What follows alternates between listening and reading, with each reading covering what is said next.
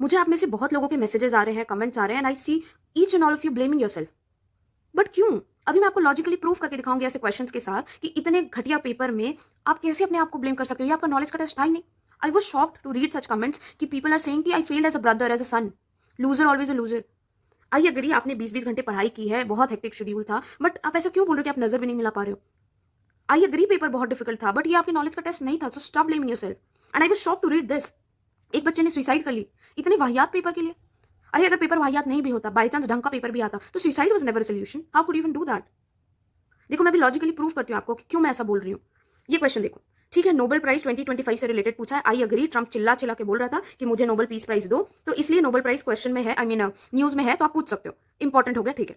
But आप एक बात बताओ, सपोज किसी बच्चे ने नोबेल प्राइज विनर्स के 2025 के सबके नाम पढ़े हैं, उनमें से आप अगर ये क्वेश्चन दे रहे हो तो ऑप्शन एटलीस्ट ढंग का दे देते कि चलो ये वाला ऑप्शन है करेक्ट आंसर जो नोबेल प्राइज 2025 के विनर्स है, विनर का नाम है, और बाकी ये 3 ऑप्शन एटलीस्ट इनको या तो जो नोबेल प्राइज पुराने में जीते हैं, बहुत पुराने में, कभी उनका नाम दे देते, या जो कभी जीते नहीं है उनका नाम दे देते, तो बच्चा जो नाम पढ़ा है वो एलिमिनेट कर पाता।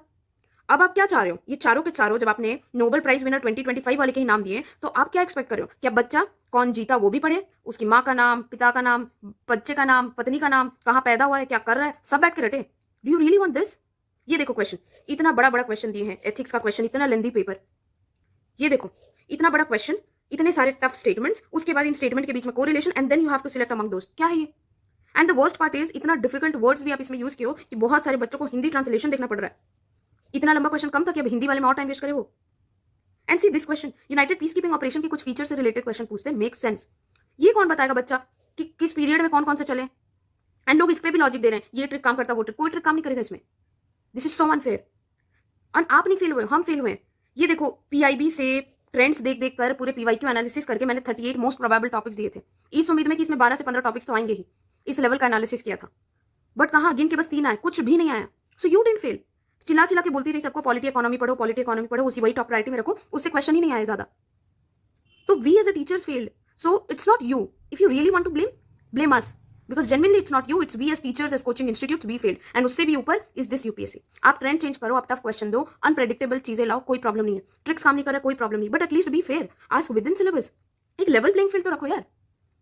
एंड मैं हर उन पेरेंट्स को बोलना चाहती हूँ, फर्स्ट ऑफ ऑल, अगर आपको नहीं पता कि मैं हूँ कौन, तो मैं ये बता दे रही हूँ कि I am a teacher and a mentor, and मैंने 4000+ एस्पायरेंट्स को ऑलरेडी आंसर राइटिंग में सिखाया है। अपार्ट फ्रॉम दिस, मैं वाजीराम में अभी इवैल्यूएटर भी हूँ। तो उस क्रेडिबिलिटी के साथ मैं आप लोगों को बता रही हूँ कि पेरेंट्स, आप समझिए, आपके बच्चों की गलती है ही नहीं। ये पेपर नॉलेज टेस्ट कर ही नहीं रहा था। जो बने हैं ना, वो अपने नॉलेज नहीं, वो अकड़ बकड़ बम्बे बो के भरोसे बने हैं, सब तुक्के लगाकर। I want all of you to actually share this with your parents, with your friends, story में लगा दो यार।